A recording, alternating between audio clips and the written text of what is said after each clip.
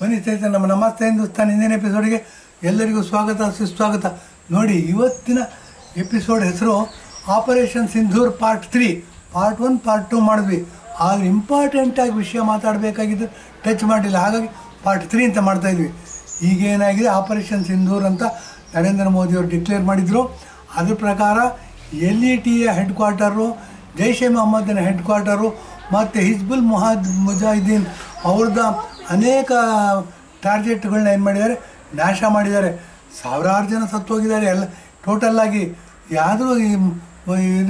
ಯಾವುದೋ ಮುನೀರ್ ಅಂತ, ಆಸಿಫ್ ಮುನೀರ್ ಅಂತ ಏನೋ ಮುಖ್ಯಸ್ಥ ಅಂತೆ, ಅವತ ಪಾಕಿಸ್ತಾನ ಅಮೇರಿಕದ ಕಾಲಿಗೆ ಹೋಗಿ ಬಿದ್ದಿದ್ದಾನಂತೆ. ನಮಗೆ ಸಂಧಿ ನಡೆಸ್ಕೊಡಿ, ಯುದ್ಧ ಬೇಡ ಅಂತ ಅಂದ್ಬಿಡು. ಏನಾಗಿದೆ, ಸರಿಯಾದ ಏಟು ಕೊಟ್ಟಿದ್ದಾರೆ ನರೇಂದ್ರ ಮೋದಿ. ಕಾಂಗ್ರೆಸ್ನವ್ರಿಗೆ ಯಾಕೆ ಇದು ಗೊತ್ತಾಗಲಿಲ್ಲ? 75 ವರ್ಷ ಅನುಭವ ಇದೆ ಅಂತ ಹೇಳ್ತಾರೆ. ನಮಗೆ ಅದಕ್ಕೆ ರೂಲ್ ಮಾಡೋದು ಹೇಳ್ಕೊಳ್ಳೋದು ಬೇಕಿಲ್ಲ ಅಂತಾರೆ. ನಮಗೆ ರೂಲ್ ಮಾಡ್ತಕ್ಕಂಥ ಅನುಭವ ಇದೆ ಅಂತ ಹೇಳ್ತಾರೆ. 75 ವರ್ಷದಿಂದ ಹೊಡೆಸ್ಕೊಂಡು ಏನಾಗಿತ್ತು, ನಾವು ಹಿಂದೂಗಳು ಸೆಕೆಂಡ್ ರೇಟ್ ಸಿಟಿಸನ್ ಆಗ್ಬಿಟ್ಟಿದ್ವಿ. ಕೇವಲ 15ಕ್ಕಿಂತ ಕಡಿಮೆ ಬರ್ತಕ್ಕಂಥ ಮುಸಲ್ಮಾನರು first rate citizens ಆಗ್ಬಿಟ್ಟಿದ್ರು.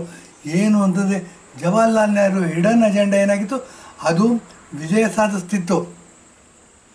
Indira Gandhi ಇರ್ಬೋದು, ಅವ್ರ ಮಗ ರಾಜೀವ್ ಗಾಂಧಿ ಇರ್ಬೋದು, ಅವ್ರ ಮಗ ರಾಹುಲ್ ಗಾಂಧಿ ಇರ್ಬೋದು, ಹೀಗೆ ಮುಂದುವರಿತಾ ಹೋಗೋದು. ನಾವು ಹಿಂದೂಗಳು ಸರ್ವನಾಶವಾಗಿ ನಾವೆಲ್ಲ ಮುಸಲ್ಮಾನರಾಗ್ತಿದ್ವಿ. ಅದಕ್ಕೆಲ್ಲ ಬ್ರೇಕ್ ಹಾಕೋ ಹಾಗೆ ನರೇಂದ್ರ ಮೋದಿಯವರು ಬಂದರು 2011ರಲ್ಲಿ. 2024ರಲ್ಲೂ ಸಹ 3ನೇ ಬಾರಿ ಪ್ರಧಾನಮಂತ್ರಿಯಾಗಿ ಚುನಾಯಿತರಾಗಿದ್ದಾರೆ. ಆದರೂ ಸಹ ಈ ಕಾಂಗ್ರೆಸ್ನವ್ರು ದಿಮಾಗ್ ಕಡಿಮೆ ಆಗಿಲ್ಲ. ಏನೋ ಗಲಾಟೆ ಮಾಡ್ತಾರೆ, ಇಂಡಿ ಬ್ಲ್ಯಾಕ್ ಅಂತ ಮಾಡಿಕೊಂಡು ಎಲ್ಲ ಪುಂಡ್ರು ಪೌಕರಿಗಳು ಲಫಂಗರನ್ನೆಲ್ಲ ಇಟ್ಕೊಂಡು ಒಂದು ಒಕ್ಕೂಟ ಮಾಡ್ಕೊಂಡಿದ್ದಾರೆ. ಅವ್ರು ಹೆಂಗೆ ಅಂತಂದರೆ, ನೋಡಿ, ಉತ್ತರ ಪ್ರದೇಶ ಬಗ್ಗೆ ಮಾತಾಡಬೇಕು. ಉತ್ತರ ಪ್ರದೇಶ ಬಗ್ಗೆ ಮಾತಾಡಬೇಕು ಅಂದರೆ ಅಯೋಧ್ಯೆ ರಾಮ ಮಂದಿರ ಬಗ್ಗೆ ಮಾತಾಡಲೇಬೇಕಾಗುತ್ತೆ. ಅಯೋಧ್ಯೆಯಲ್ಲಿ ರಾಮ ಮಂದಿರ ಆಯಿತು ಅಂತಂದರೆ, ಈ ಮೂಲ ಅಖಿಲೇಶ್ ಯಾದವ್ ಅಂತ ಮುಖ್ಯಮಂತ್ರಿ ಇವಾಗಿರು, ಅವರ ಅಪ್ಪ ಇದ್ದರು ಮುಲಾಯಂ ಸಿಂಗ್ ಯಾದವ್ ಅಂದ್ಬಿಟ್ಟು. ಈತ ಏನು ಮಾಡಿದ್ರು, ಮುಖ್ಯಮಂತ್ರಿಯಾಗಿದ್ದಾಗ ಕರಸೇವಕರು ಯಾರು ಮಸೀದಿನ ಜಾಗದಲ್ಲಿ ದೇವಸ್ಥಾನ ಕಟ್ಟಬೇಕು ಅಂತ ಹೋರಾಡ್ತಿದ್ರು, ಅವ್ರನ್ನೆಲ್ಲ ಕರಸೇವಕರು ಅಂತ ಕರೆದ್ರು.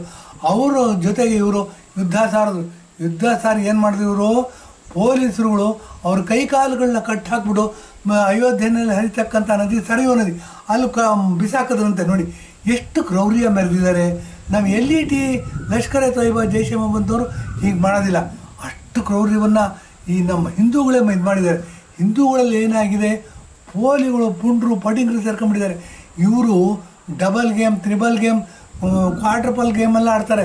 ಆಡ್ಬಿಟ್ಟು ಏನಾಗಿದೆ, ಸಮಯ ಅಂತಂದರೆ ನನ್ನ ಹೆಸರಲ್ಲೂ ರಾಮ ಇದ್ದಾನೆ ಅಂತೇಳಿ ಓಟ್ ಕೇಳ್ತಾರೆ ಹಿಂದೂಗಳಿಂದ. ಇಲ್ಲ ಅಂದರೆ ಮುಸಲ್ಮಾನರು ಓಟ್ ಬೇಕು ಅಂತಂದರೆ ಮುಂದಿನ ಜನ್ಮ ಅನ್ನೋದಿದ್ದರೆ ಮುಸಲ್ಮಾನ ಹುಟ್ಟಲಿ ಅಂತಾರೆ. ಮತ್ತೇನಾಗ್ತಾರೆ, ರಂಜಾನ್ ಹಬ್ಬದಲ್ಲಿ ಸಾಬ್ರ ಟೋಪಿ ಹಾಕ್ಕೊಂಬಿಟ್ಟು ಅವ್ರ ಮಧ್ಯೆ ಕೂತ್ಕೊಂಡು ಊಟ ಮಾಡ್ತಾರೆ. ಅದನ್ನು ಎಲ್ಲ TV ಪ್ರಚಾರ ಮಾಡ್ತಾರೆ. ಈಗ ಮಾಡ್ತಾ ಏನಾಗಿದೆ, ದುಷ್ಟರ ಆಟ ಜಾಸ್ತಿ ಆಗ್ತಾಯಿದೆ. ನೋಡಿ, ಕೃಷ್ಣ ಏನು ಮಾಡಿದಂತೆ, ದ್ವಾಪರ ಯುಗದಲ್ಲಿ ಕೃಷ್ಣನ ಇದು ಬರುತ್ತೆ, ಅವನೇನು ಮಾಡಿದಂತೆ, ಕಂಸ 100 ಪಾಪಗಳನ್ನ ಮಾಡಲಿ, 101ನೇ ಪಾಪ ಮಾಡಿದಾಗ ಅವನಿಗೆ ಪಾಪದ ಕೊಡ ತುಂಬತ್ತೆ, ಆವಾಗ ಪ್ರತಿಫಲ ಸಿಗುತ್ತೆ ಅಂತ ಅಂದ್ಬಿಟ್ಟು ಏನು ಮಾಡೋದಂತೆ, ಕಂಸನ ಹಾಕೋಕ್ಕೆ 100 ಸರಿ ಕಾದನಂತೆ. ಅದೇ ಥರ ಏನಾಗಿದೆ, ಯಾರಾದರೂ ಕಾಯ್ತಿದ್ದಾರಾ ಅಂತ ಅಂದಾಗ ಮೇಲೆ ಭಗವಂತ ಒಬ್ಬ ಇದ್ದಾನೆ, ಅವನು ಕಾಯ್ತಿದ್ದಾನೆ ಅಂತ ಹೇಳಕ್ಕೆ ಭಗವಂತನ ರೂಪ ಪಡ್ಕೊಂಡಿರ್ತಕ್ಕಂಥವ್ರು ನರೇಂದ್ರ ಮೋದಿಯವರು ಏನಾಗಿದೆ, ಕಷ್ಟಪಟ್ಟು ಜನಗಳ ಬಗ್ಗೆ ಪೇಟ್ರಿಯಾಟಿಸಮ್, ದೇಶಭಕ್ತಿಯಿಂದ ಏನು, ದೇಶ ಪ್ರೇಮ ಅನ್ನೋದೇನು ತುಂಬ ಕಷ್ಟಪಡ್ತಾ ಹೇಳ್ಕೊಡ್ತಾ ಇದ್ದಾರೆ. ಇದು ನಿಧಾನವಾಗಿ ಕಲಿಬೇಕಾದಂಥ ಪಾಠ.